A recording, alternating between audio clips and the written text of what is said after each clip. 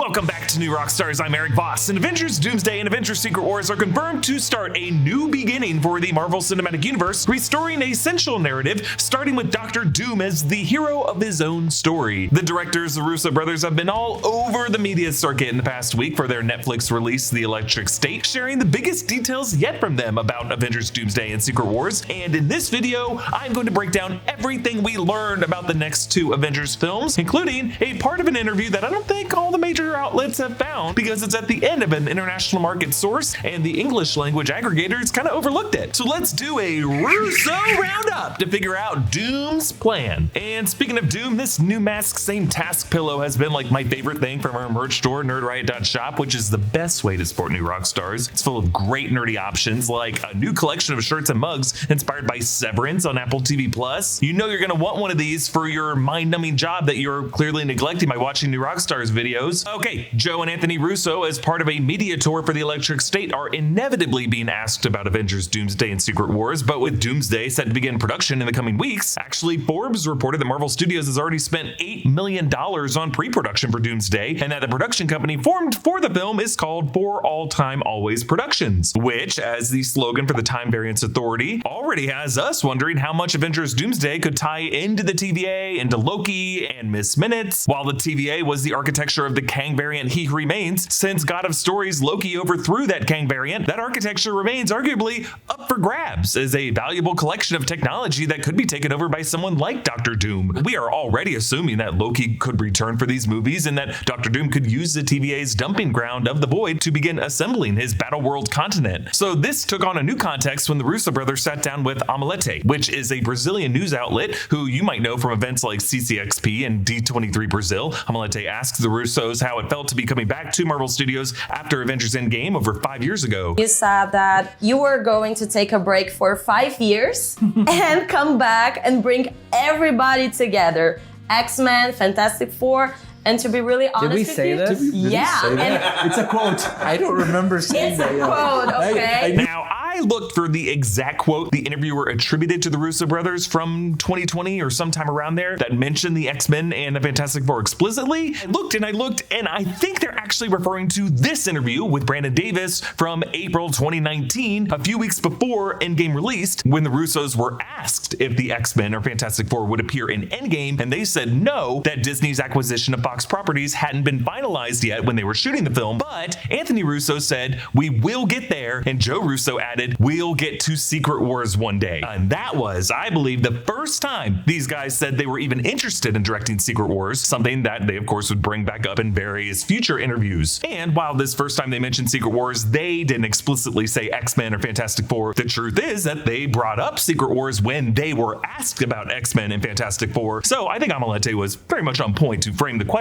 this way. And then Joe Russo went on to answer the question with a curious statement about how Doomsday will be different from Endgame. What's compelling about these two new Avengers movies is they're a beginning. It's a new beginning. Yeah. You know, so we told an ending story, now we're going to tell a beginning story, and then who knows where we'll go from there. Maybe it'll be another 5 years. But... Okay, so this is the first time the Russos or anyone from Marvel Studios has described Doomsday and Secret Wars as a beginning of anything. A crossover event with returning Marvel actors and recasted roles? Sure, yeah, we get that. But an introduction to new characters and new themes to set up the next saga? That is a whole new way to look at these two films. And I think it's Joe Russo's coded way of answering that prompt about the X-Men and the Fantastic Four. Like he's saying that the lineup of the new faces of the MCU in this movie, the Fantastic Four, and the mutants we meet in this movie, and the settings of Battleworld, the pieces of Manhattan, settings like Westchester or Mutopia, all of these places could be the stomping grounds of the mutants in the mutant saga that we know is coming after Secret Wars. And one thing we should note about the Omelete interview of the Russos is that their YouTube thumbnail very much uses one of the pieces of leaked concept art that came out recently, and clearly Marvel Studios and the Russos had no issue with that. The Russos actually responded to a question from Variety about that leaked concept art, and here's how they responded. The question was, there was a leak of an Avengers concept art recently. Often the final movie doesn't reflect that artwork. Should anyone be worried about being unwillingly spoiled? Joe Russo said no, because that artwork was not from Avengers Doomsday or Secret Wars, and Anthony Russo said nothing spoiling in there, that's not our concept art. Yeah, okay. We know the source of that artwork was from an ArtStation profile of an artist who has worked at Marvel Studios since 2020, whose social media Wikipedia has official artwork from She-Hulk. I went into really what happened with this leaked concept art recently in this video, where I'm making a very silly face in the thumbnail. I also just don't totally buy the response from the Russo brothers, because these are the same guys who denied that the fourth movie was called Avengers Endgame back in May 2018 in an interview with Uproxx's Mike Ryan, saying that the fourth film's title was never spoken aloud in Infinity War, when Doctor Strange in Infinity War totally says we're in the end game now. They also told Wired in August 2019 that they hid a Nova Richard Rider Easter egg in the background of Endgame, which led me to frantically re-break down the entire movie looking for it, just for them to follow up with Brandon Davis saying,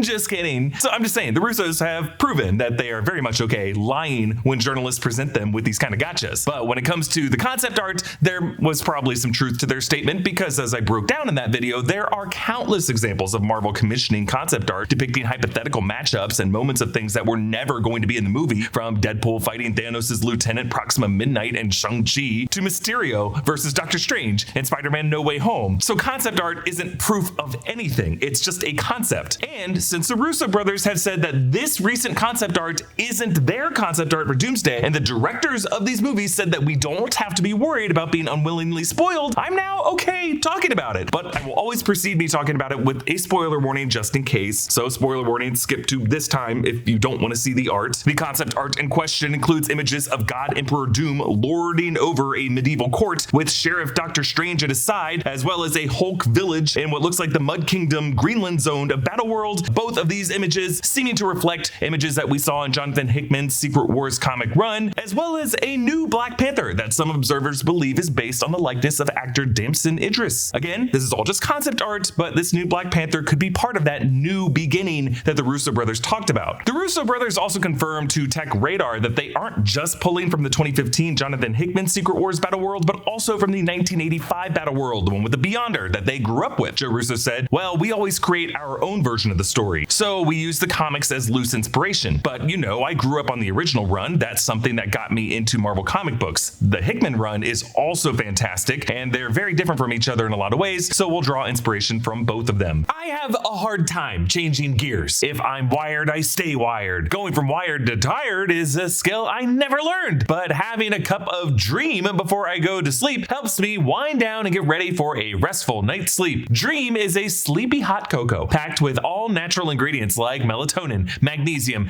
L-theanine, and reishi mushrooms that supports all 4 stages of sleep. And 2 things I want to make very clear here. First off, Dream tastes good. It was not hard for me to add in a delicious hot cocoa to my nighttime routine. I started with the OG cinnamon cocoa flavor, and after my first mug, I was like, yes, more of this every night. Plus, it helps curb my sweet tooth. But secondly, Dream really works. I drift off to sleep without the numb knockout of a sleeping pill, and then I sleep so much better without any of the grogginess the next morning. It has been a game changer for me, and I couldn't recommend it enough. And in case you've somehow gotten to this point in your life without clocking how much of a difference good sleep makes, I'll tell you, quality sleep has a direct impact on your mental clarity, your mood, and your stress levels. Restful sleep reduces stress, supports mental health, and boosts recovery, setting the stage for a healthier, more balanced year. And with Dream, quality sleep is just a tasty mug of hot cocoa away. Prioritize your sleep for a productive and healthy year with up to 35% off Dream by Beam. Just use the code Rockstars at checkout. Now, we should note that we create our own version of the story is also what's getting the Russos and the screenwriters Marcus and McFeely some gripes from film critics over The Electric State, which is based on a celebrated 2018 graphic novel that the Russos aggressively bought the film rights to, but just resulted in this latest Netflix film adaptation that seemed to diverge quite a bit from the source material, including an added commentary about the way our society now uses VR headsets, I suppose. But while we're talking about The Electric State, we should know that the Russos did sneak in a possible reference to their plans for Doomsday and Secret Wars in this film, with one background robot reading a specific comic book, 1990s Avengers West Coast number 56. Now, Electric State is set in an alternate universe where in the early 1990s, America has gone to war against robots, and it's set in a period of time after that war in the year 1994 with just a lot of pop culture nuggets from that early 90s time period, and that's probably what this is. But this comic issue seems specific because it shows the Scarlet Witch, Wanda Maximoff, on the cover with the subtitle, "The Witch is Back." In this issue, Wanda Maximoff returns, having switched sides and now attacking her former allies of Wonder Man, Wasp, US Agent, and Agatha Harkness. This actually is the first issue in which it's confirmed that the Scarlet Witch's powers don't just affect the probability of future events, but work retroactively, making her effectively a reality warper. That issue ends with Wanda reuniting with her brother Quicksilver and her father Magneto and setting forth at last on the path that will make them masters of the world. So who knows? Maybe this is Russo's saying they plan to bring back our witch mama, as well as her metal-bending papa. And I think what the Russos mean about our own version of the story is how they're really approaching Doctor Doom and how they hope their story will bring together the past few years of Marvel stories that have felt pretty disparate. Because the Russos also told the Times that part of what brought them back to direct Doomsday and Secret Wars is that the MCU has been missing a guiding interconnectivity. Anthony Russo said, quote, "Yes, the MCU has gotten quite large, that's for sure. I mean, frankly, we struggle with the same issue, but part of the reason Joe and I decided to go back is exactly what you're talking about. There needs to be more of a central narrative. That was something we were very specific about when we worked with Marvel before. We would like to bring the focused narrative back." The Times also asked the Russos why they brought back Robert Downey Jr. specifically to play Doctor Doom, and Anthony Russo said, "We can't really explain that as it's part of the story, but there's nobody else in the world who could play this character the way he's about to." Now, some online are taking this quote out of context to mean the Russos are saying no other actor is as talented as Robert Downey Jr. or as right for the role of Victor Von Doom from the comics as Robert Downey Jr. is. But no, that is not what they're saying. What they're really saying is that the version of the role that they have conceived as being right for the MCU right now to bring back that central narrative they're talking about is that it has to be the same actor who also played the Iron Man frontman of the Infinity Saga. It has to do with whatever new mask, same task means. And that brings us to what I think is the most important clip from the Russos' interview with Omelette, which weirdly no one is talking about. Take a look.